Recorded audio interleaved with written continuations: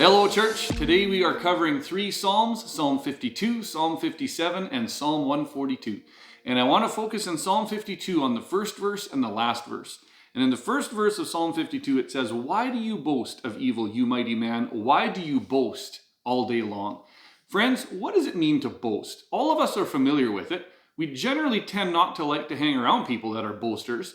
What does it mean to boast? I think when we think about boasting, we generally think about people who intentionally try to draw attention to themselves by what they say. You're drawing attention to what either I feel I'm good at, maybe something that I've accomplished, but either way, it's somebody that builds themselves up instead of building others up around them.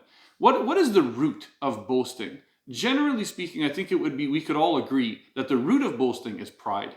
And I think it's important for us to remember James chapter 4 and 1 Peter chapter 5 both say God opposes the proud, but gives grace or favor to the humble. Friends, it is important that we allow others the opportunity to build us up if we are in fact doing good things, but we should resist the temptation to build ourselves up by using our own words to do that kind of thing.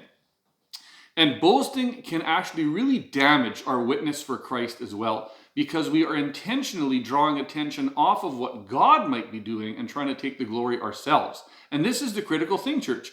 God does not actually mind if we draw attention to ourselves if it means we're drawing attention to what he's doing. Remember what Paul said. He said in 2 Corinthians chapter 11 that he's going to boast in his weaknesses. Why? Because his weaknesses highlight the power of God in his life. It's an awesome thing to remember, church, that we can actually boast in things. Just do it right. Jeremiah chapter 9 says that he who boasts, let him who boasts, boast in this, that he knows me. It's not a bad thing, church, to draw attention to the good things in our lives, as long as the attention is on God and not on us. And then if we look at the end of Psalm 52, verse 9, David is committed once again to praising God in the face of difficulty. And church, I know we've talked about this a few times, but I'm going to say it again. Praising God in the face of difficulty is incredibly powerful because it expresses a faith and a trust in who God is and his ability to work in our situation, even when we see nothing has changed. And God responds to faith. Hebrews chapter 11, verse 6 says that it is impossible to please God without faith. Church, he responds to faith. Let's pursue him and declare his praise, even when it is difficult or hard. Then if we go to Psalm 57, I want to look at verses 1 and 2. And before we do that, I just want to highlight, remember, consider where David is when he is writing this psalm.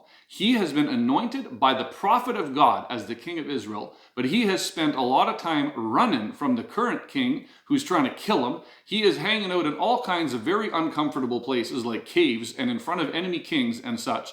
He's been in all kinds of difficult places. And how does he respond to that? How does he respond to this aspect of being anointed king, but being unjustly treated? Have mercy on me, O God. He responds with such humility and such patience and trust in who God is. God, my soul takes refuge in you. I will find refuge in the shadow of your wings until the disaster has passed.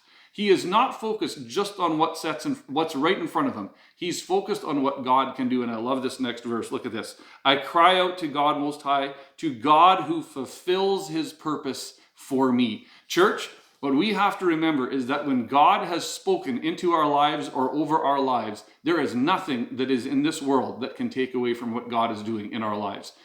Romans chapter 8, verse 28 says that God works all things out for good to those who love him and are called according to his purpose. Jeremiah 29 says, God says, I know I have the plans I have for you, plans to prosper you and not to harm you, to give you a future and a hope. Church, David is resting on God's faithfulness, not his own ability to rescue himself out of his situation. We need to look to God and trust him to fulfill his purposes. And that would be a great time for us to ask a question. Lord, am I trusting myself to rescue me out of difficult situations, or am I trusting you to rescue me out of those situations? Oh, church, seek the Lord on that and plant your flag in the belief of his ability to deliver you and not your own.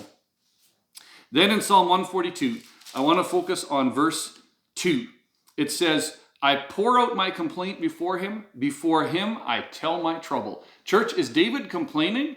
No, he is simply pouring out what troubles him to the Lord. And the difference is a heart attitude. Remember what we said back a while back when we said that what is grumbling? Grumbling is saying, if I was God, if I was in charge here, I would do this differently. David is not doing that. David is not complaining to the Lord. But remember, God is sovereign. He knows when David is in a difficult situation, and he knows when you and I are in difficult situations too. And we don't have to sugarcoat that. We don't have to pretend that things are good when they're not. We simply have to recognize that we can pour out our difficulty to the Lord, but not with an attitude of whining, grumbling, or complaining. We want to do it rather with our recognition that God is able to help us and rescue us in our time of need. And just like Hebrews chapter 4 says, God invites us to boldly come before his throne of grace to find help in our time of need. Church, let's not neglect such an incredible opportunity. Let's not fall into whining and complaining, but rather we should pour out those things that trouble us to the Lord and allow him to rescue us. Remember what Jesus said. He said, my Father knows what you need before you ask. God loves us. God cares for us. Let's trust him for help through our times of difficulty. Have a wonderful day walking in his strength and power, church.